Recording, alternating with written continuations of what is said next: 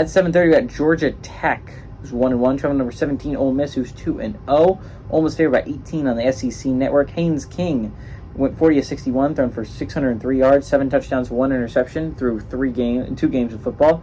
Jamal Haynes on the ground has had 20 carries for 164 yards and a touchdown, and Malik Rutherford has had 10 catches for 145 yards. Jackson Dart, the leader of this Rebels group, went 35 of 50, thrown for 601 yards, 6 touchdowns to 1 interception. Quinton Judkins has had 31 carries for 108 yards and 3 touchdowns, and Trey Harris has had 8 catches for 188 yards and 5 touchdowns.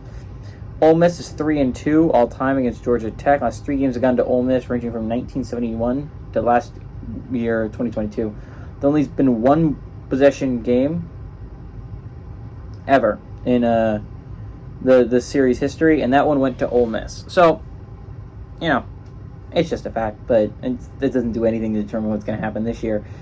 I think this game could be a lot interesting than Ole Miss fans going to want it to be. Ole Miss didn't look phenomenal against Tulane. They won that game. It was against a good Tulane squad. I'll give them that. And it was at Tulane. There's a lot of things.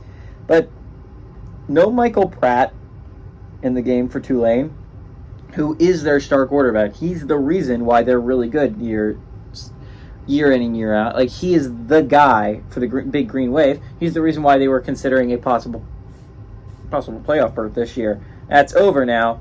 It's unfortunate for the Green Wave, but you eked by him without Michael Pratt, and that was a big deal, right? No Michael Pratt is huge.